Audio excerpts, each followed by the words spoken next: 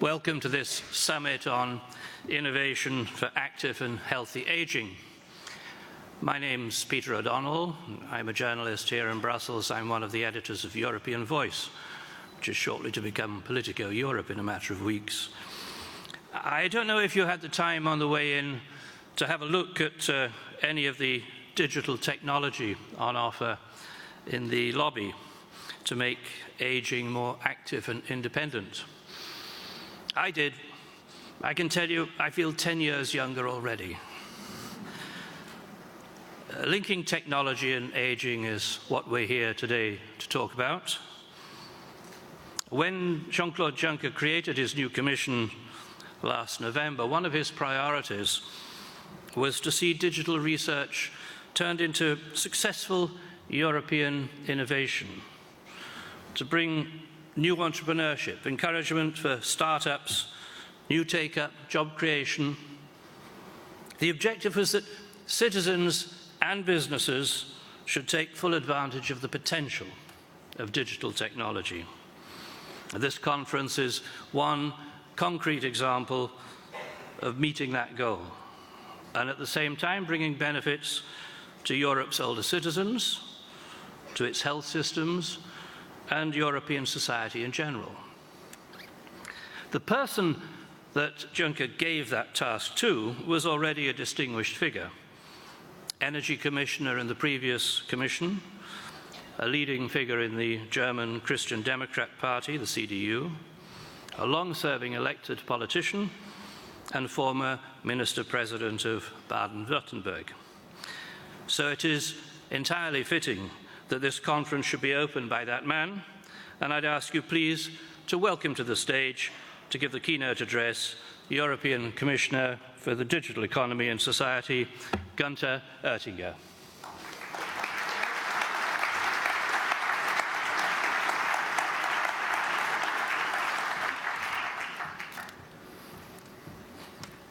Welcome, Commissioner. Thank you. Meine sehr verehrten Damen und Herren, willkommen in Brüssel und großartig, dass Sie in großer Zahl als Abgeordnete des Europäischen Parlaments, als Wissenschaftler, als Vertreter der Industrie, des Gesundheitswesens, als Dienstleister, als Vertreter von Mitgliedstaaten und ihren Regierungen, als Vertreter von Regionen und Kommunen heute in die europäische Hauptstadt gekommen sind. 3 Botschaften stehen am heutigen Tag im Vordergrund. Die erste Botschaft ist Ihre Botschaft. Allein Ihre Anwesenheit, 1500 Frauen und Männer, verantwortlich für ein wachsendes Feld unserer Gesellschaft, ein Wachstumspfad für unsere Industrie, eine wachsende Aufgabe für Menschlichkeit wird durch Sie verkörpert. 1500 Frauen und Männer, viele mehr haben sich angemeldet. Ihnen mussten wir absagen, weil der Raum nicht ausreichend groß war. Ihre Botschaft heißt, es gibt genügend Partner in der gesamten Europäischen Union. Ihr Netzwerk ist die Grundlage für unsere weitere Arbeit. Vielen Dank, dass Ihre Botschaft, Ihre Anwesenheit durch Sie heute so überzeugend verkörpert wird. Die zweite Botschaft seitens der Europäischen Kommission. Wir setzen unsere Partnerschaft fort. Dieses europäische Programm für Innovation, nämlich Seniorenwirtschaft zu beleuchten und daraus Vorteile zu erwirtschaften, ist 3 Jahre alt.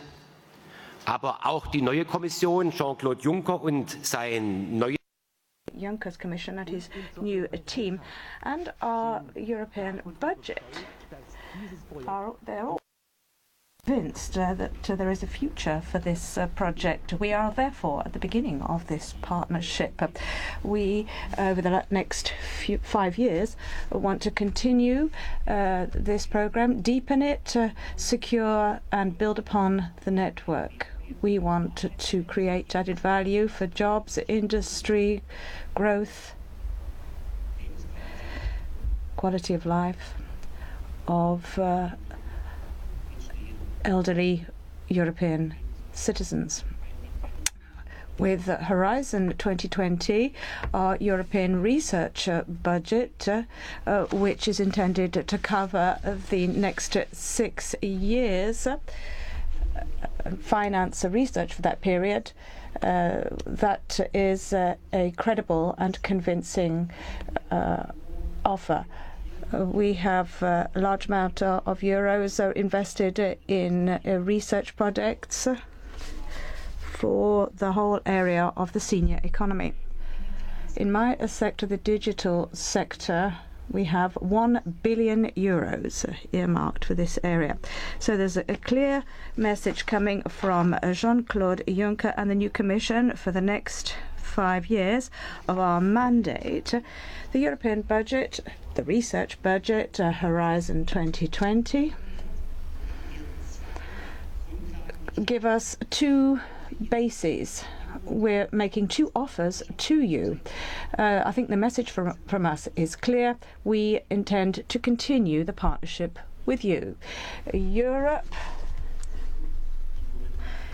is 510 million people. Europe is a continent which is older than North America, South America, Africa, the Middle East, Asia, or Australia. Europe is the continent with the oldest population. Some countries more, other countries less. Italy and Germany, the two founder countries of the EU, alongside Japan, are the countries with the oldest population in the world. So there is a task to be addressed for many in your professions.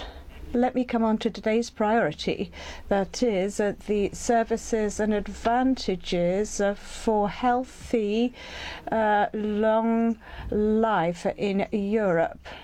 The challenge is not necessarily at the center of our conference today.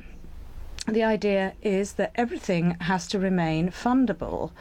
Ladies and gentlemen, if you look at the pension expectations of 40 and 50-year-olds in the EU, when you bear in mind that the number who are drawing a pension is going up and the number paying in is going down, then we have to talk about sustainability between generations. In my country, Germany, for example, the number of workers is dropping drastically and the number of pensioners is increasing drastically. So this is something that cannot go on. So I think we have to bring more unemployed into jobs who are going to pay pension contributions. We have to encourage people to take private pensions alongside state pensions. Our sickness insurance systems, both public and private, must continue to be modernized and reformed. And we have to take the European citizens with us to convince them to work longer. I think a pension at 70 rather, a pension at 70 is the future. No longer taking a pension at 60, but taking a pension at 70 is going to be necessary if we have to keep the balance between pensioners and the pension contributions.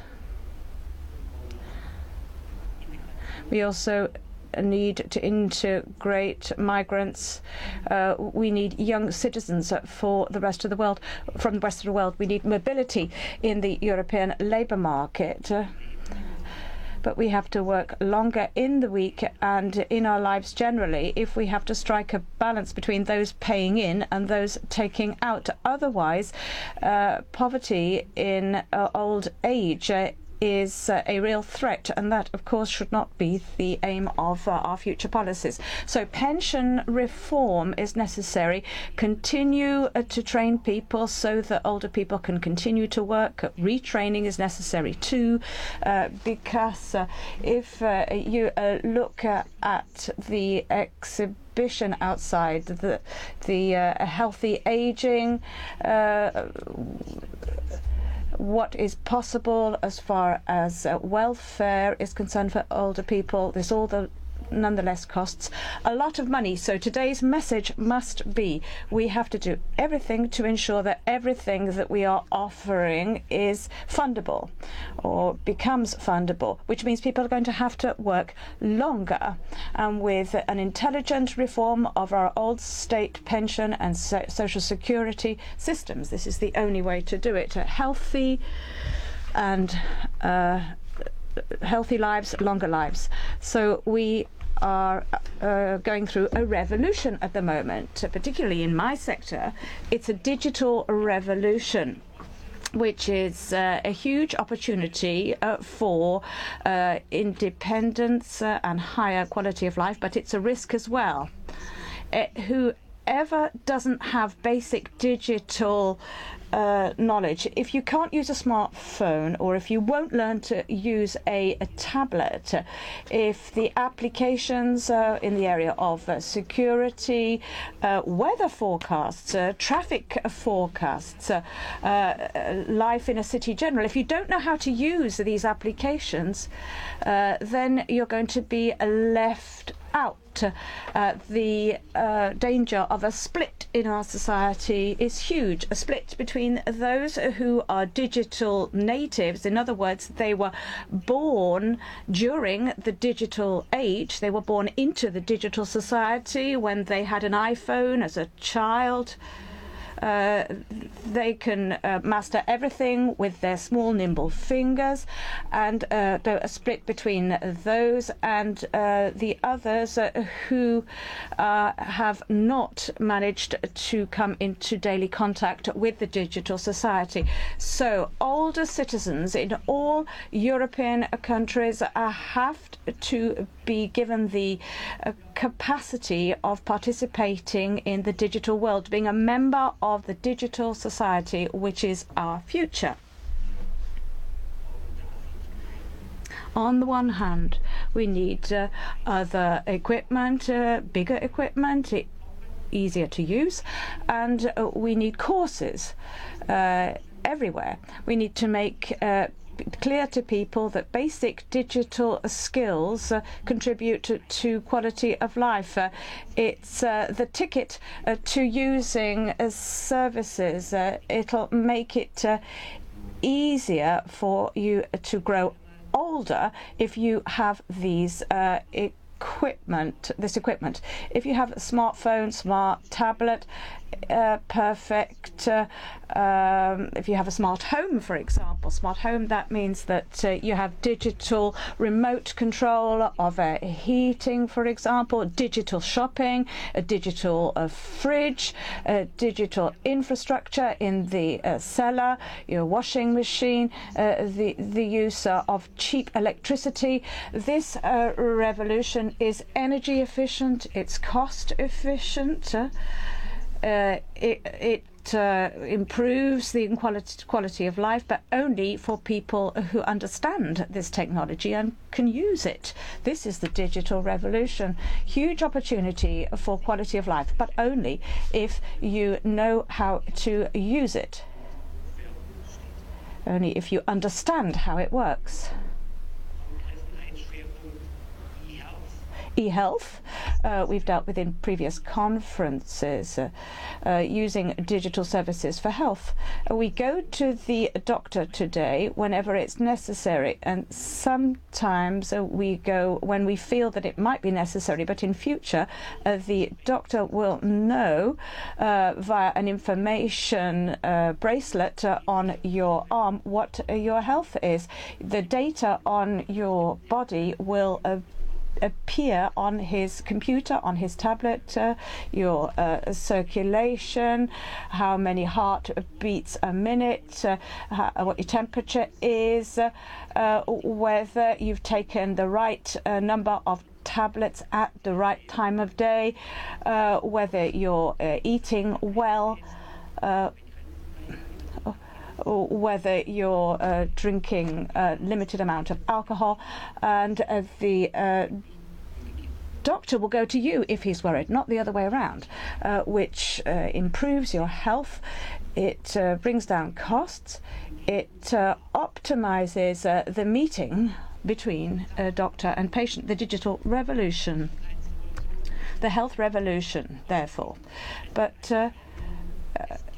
in this Congress, though, we're seeing that it goes much further.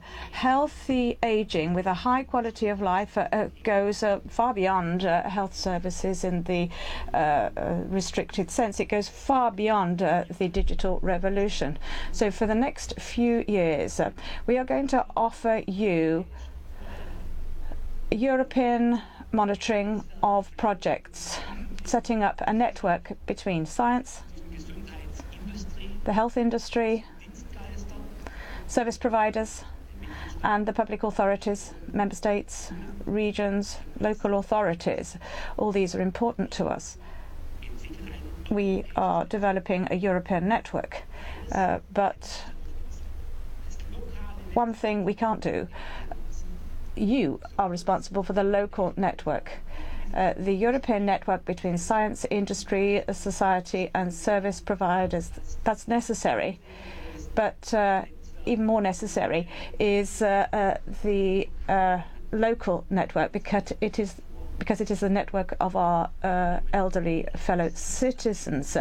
On the spot, you decide who your partner in dialogue is. On the spot, you decide what information you need about what services. The doctors, social services are involved, paid and voluntary services. Local networks are therefore the basis for helping our elderly citizens. That's how they sense it, and that's how their quality of life can increase. Ladies and gentlemen, Europe has many problems, many worries compared to other continents in the world. We are not at the top of all innovations, but innovation in the area of dialogue with the older population,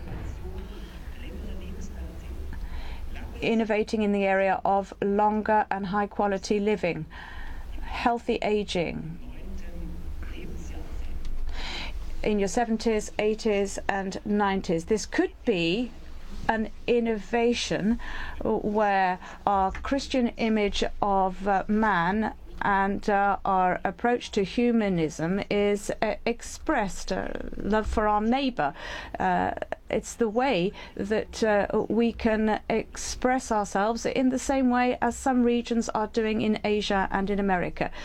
So it is an expression of our image of man, and that is why you have come today. We believe that our European Innovation Partnership for an active, healthy aging, it was the we had smart citizen communities. That was the first innovation, and this is the second of this nature. The silver economy, the seniors economy, we think offers huge opportunities for everyone here today and for many other European citizens too, for industry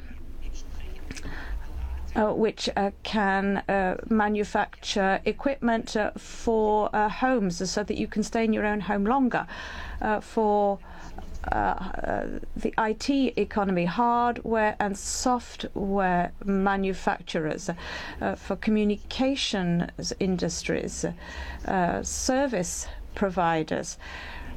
Basically, perhaps as a result of the challenge of Europe being an older continent, perhaps this is actually an opportunity for jobs, growth, for our industry. We need a good team to do this. You are part of that team. We need a clear objective that is active and healthy aging and long life everywhere in the European Union for every man and woman. And we are going to ensure that European research funding and European monitoring will be provided between now and 2020. So thank you very much for coming. We have a common goal of a humane society throughout Europe.